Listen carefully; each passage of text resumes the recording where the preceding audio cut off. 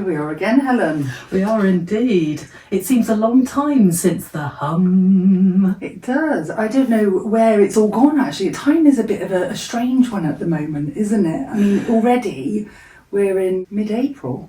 I know. It's all about expansion, contraction, gnarly energy for me at the moment. Goodness, I don't know where I'm coming or going. I do know what you mean. I mean, I think there is a lot of challenges. That's putting it quite mildly, actually. A lot of people complaining about their cars, about their computers. 2 new tyres because of the state of the roads and the potholes. I'm currently locked out of Gmail. That's why she hasn't answered. But it's crazy.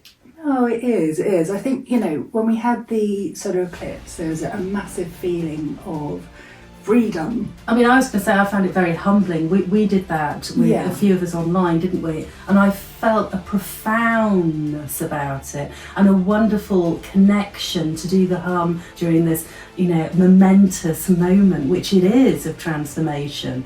But with transformation and birth, as with anything, it's painful too. Just remember, everything's frequency. As you go up, you go back down. The higher you go, the deeper you have to go. And this is, again, you know, the big reminder at the moment with that solar eclipse. We did expand massively as we did that hum. Thank you, Dr. Alex Ling and Sasha Stone for, I mean, you know, what an amazing experience linking in with millions of people all over the world. However, so in creating that massive bridge of light, what it also does, you go open up, rise high, and then you contract. And it feels quite a bit of a come down.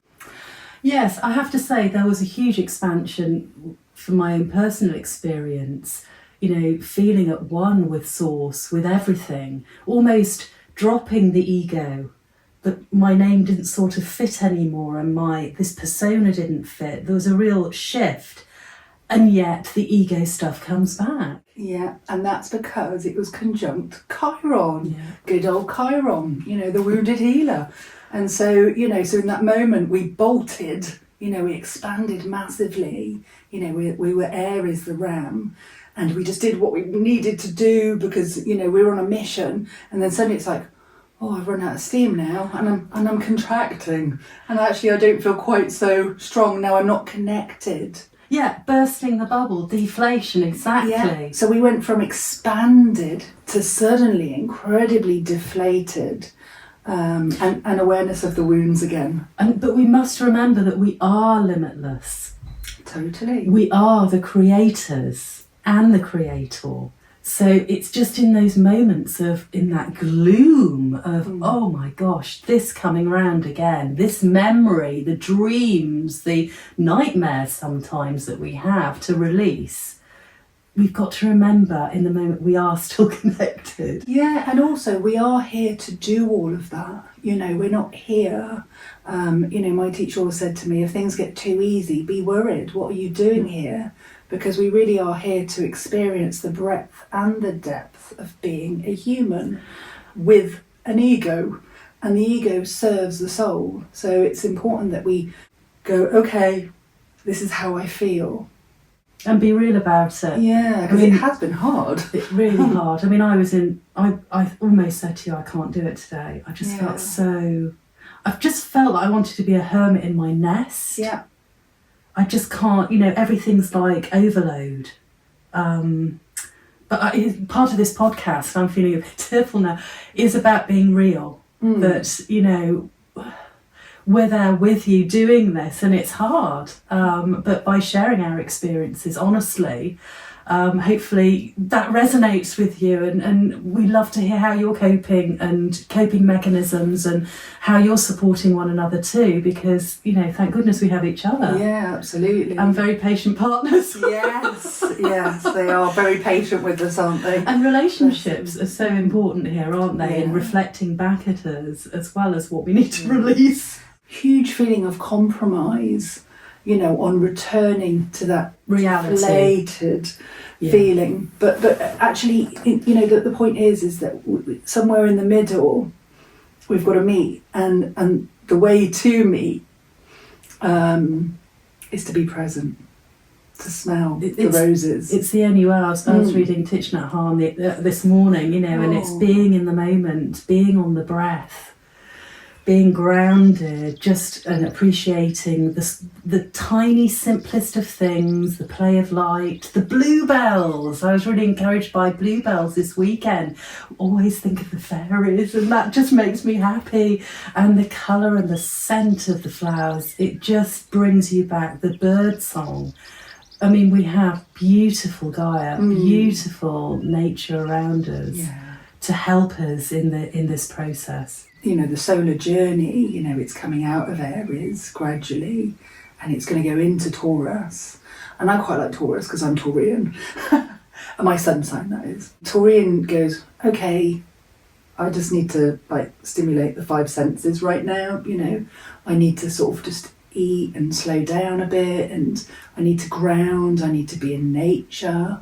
And it's really following, what nature's doing, and so, soon we'll be seeing all the buttercups, and that's just so uplifting. So after this kind of full-on pelt outwards and then kind of drop down, then it's going to be, okay, well, I'm just going to relax here for a bit. I'm going to self-nurture for a bit. Yeah.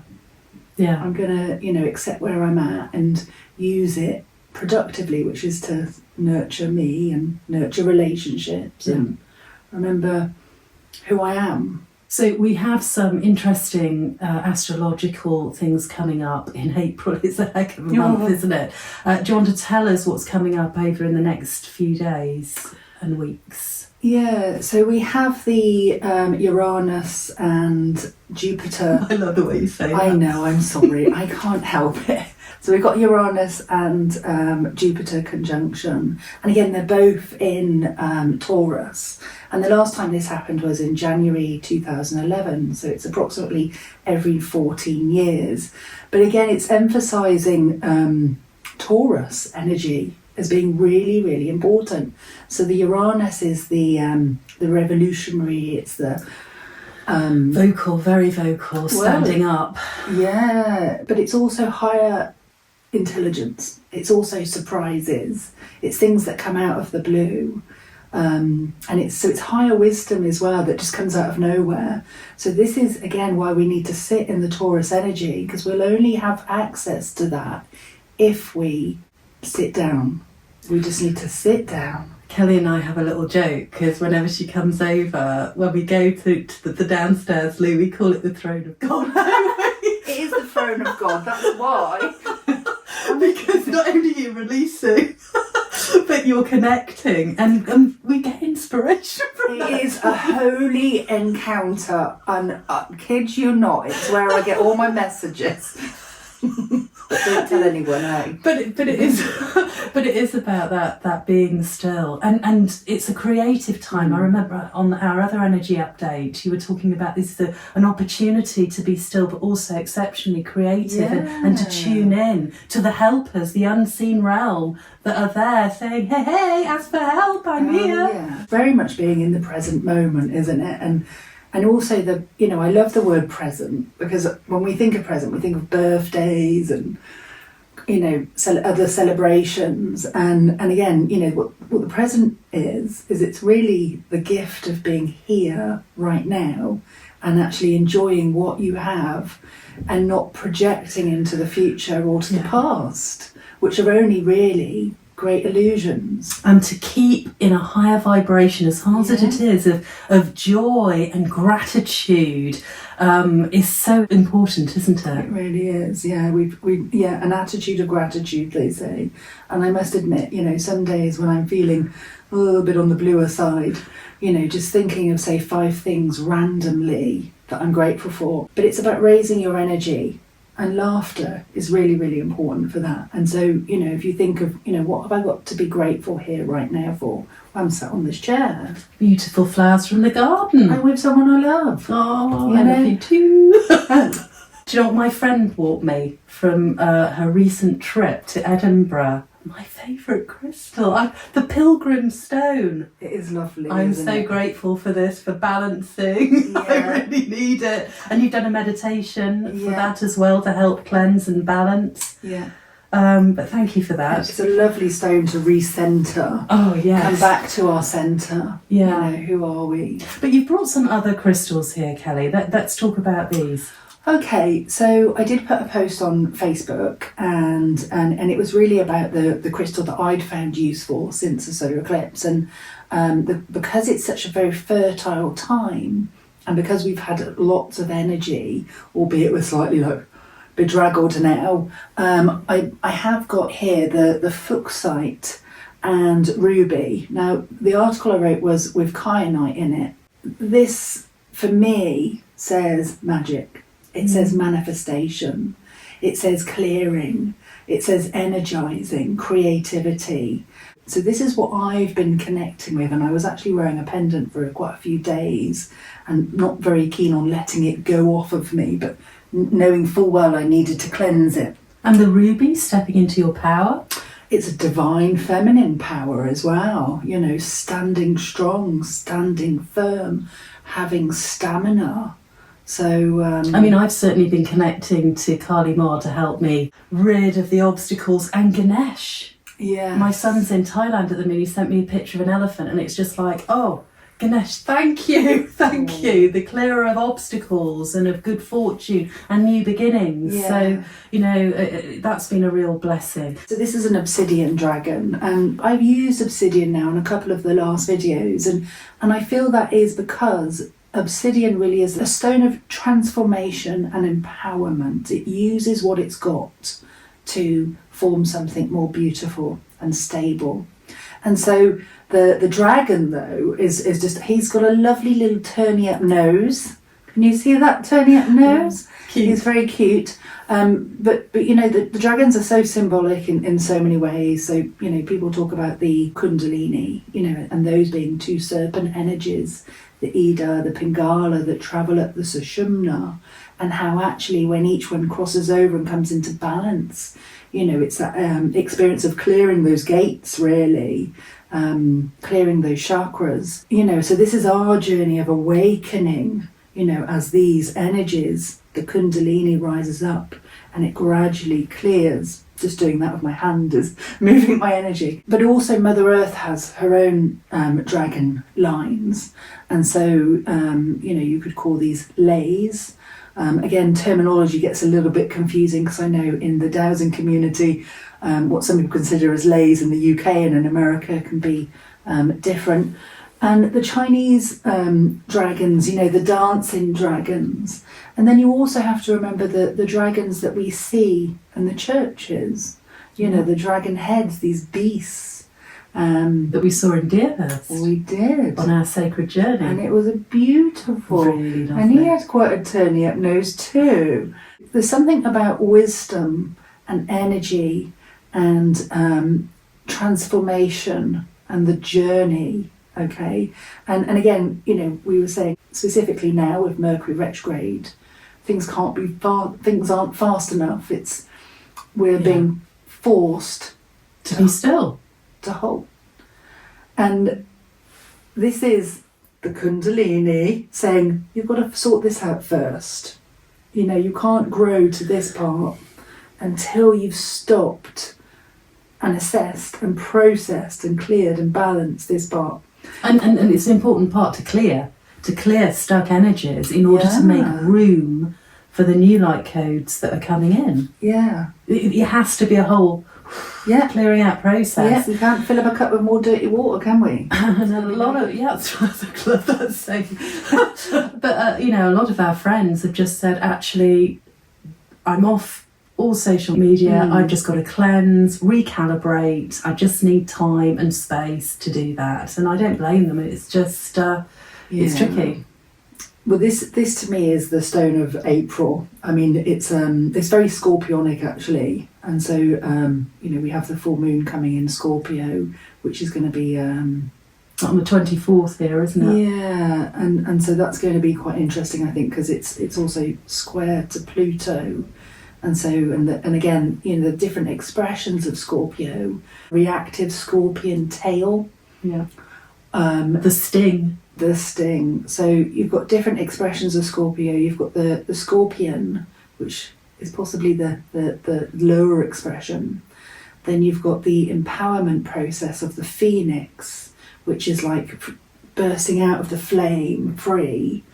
And then, so not, it's death and rebirth, essentially. And then you've also got the eagle flying high. So, but the Sabien symbol is really, really lovely, actually, for the full moon. So a white dove flying over troubled waters, the spiritual inspiration that comes to the individual in overcoming crises. So the phoenix energy. And again, the dragon, to me, is not dissimilar to the phoenix. And what's this one here? So, this is Amazonite. And actually, this was what you were talking about a minute ago, actually, which is about integration. Amazonite, for me, is actually very, very shiny. It's a feldspar. When you hold on to it, there's just something really, really calming about it, actually. And it's like your... like right now, my crown chakra is tingling, and that's because it really helps you assimilate the energy around you and the energy coming through you. So it's a very, very calming, steadying, integrates higher frequency energy in a very a lovely, calm fashion. So it's a beautiful. It is gorgeous. I'm going to seek mine out. Oh yeah, okay. I am. Thank you for that advice. I picked out something that popped up on social media the other day, and I felt very inspired by it, by Brianna West. And she says, Rumi told us that the wound is the place where the light can enter. Khalil Gibran told us that out of suffering emerges the strongest souls. This is all very resonant, isn't it? Just? Marcus Aurelius told us that the impediment to action advances action, which is what we've been talking about. Yeah. You feel that resistance and you want to push through, clear, go for it. And that is what stands in the way of becoming the way. It's getting through that resistance, but it's surrendering and allowing, I suppose. Napoleon Hill told us that every adversity, every failure, and every heartache carries with it the seeds of an equal or greater benefit. Very nice. It's good, It's true, isn't it? actually, though, isn't it? It It's is. true. And she also highlights Elizabeth Kubler-Ross, who tells us that the most beautiful people we have known are those who have known defeat, known suffering, known struggle, known loss, and have found their way out of the depths. These persons have an appreciation, a sensitivity, and an understanding of life that fills them with compassion, gentleness, and a deep, loving concern. Beautiful. You've got some cards with you. Shall we pull I some? have. What Yes. oracle set is this? This is The Wisdom of the Hidden Realms, and it's by Colette Baron Reid. And so these ones just wanted to come out today. And so Pick me, Kelly. it's a bit like the crystals. I'm coming with you. Oh, I had this one the other day. That's so cool. So this is the Hawk Prince. Spirit communication and paying attention. We're still riding the waves of what was generated from that solar eclipse is going to be with us for another 6 months, and those hums kind of propelled it, actually. And what strikes me about this picture is the gentleman has got this almost mist coming from his brow, and he's looking up and he's got these great wings around him. But it also, again with the hawk, these are phenomenal birds that actually, they can fly and at the same time be scanning, to the micrometer, of every movement that's going beneath. So it's keeping your eye in both worlds, maintaining your connection there. Yeah, it's noticing the synchronicities, the little nudges, isn't it? Yeah, so you've got the bigger nudges, like this doesn't feel right, I'm not going to do it. And then you've got the little more detailed nudges. So, right, what a fantastic confirmation. And number 11 as well. Number 11 to me is always like going through a doorway. The gateway, isn't it? Yeah. So this one here is the Dream Walker, dreams, the collective good and illusions. And actually I think this relates a little bit more to the Uranus and Jupiter conjunction that'll be happening in Taurus. Why? Because it's basically asking us to identify our beliefs that are keeping us stuck. And it's asking us to, the energies right now are asking us to commit to walking our talk. So I thought you said lighter. It's soul wounds again, isn't it? It's that not good enough for things that are holding you back. No. It's actually, I know what I need to do and I'm going to commit to doing it. Okay. And so, yeah. Gosh, I'm feeling resistance with that one. So that's something I've got to work on. Well, you're actually doing this though. I'm trying, yeah. So this is to be the person you want to be. You know, and to commit to becoming and being that. So she's got a flute, and when I looked at the flute, it made me think of the Pied Piper. There's that enchantment. And so for me, you know, this is about leadership. This card says leadership with the Pied Piper, but it also says integrity, because if you look just down there, there's a little dragon. Oh! Okay, and the dragon is overcoming obstacles, it's the movement of energy, it's the expansion of awareness, of being interconnected, because we're connected via the layers to the whole of this planet. And do you see what I'm saying? So this is leadership with integrity and being the person we want to be, but committing to that. So whatever you're doing really to keep yourself in that centre or bring yourself back, you know, I think is invaluable over the next coming few weeks as we see come towards the end of April, really. And there's also a thing about try something new, try something different that's coming up. You're not going to go skydiving, are you? No, I've already done that. I've already done that. Just shake things up a bit. Don't be scared to try something new. Oh. Okay. Oh, I'll think about that. What? Why? Well, there was a bit of resistance there from you. I'm Taurus. I don't like change terribly. Fixed sign. Okay. I'll have a think about that one. It's funny, isn't it, how we get triggered so quickly? It's like...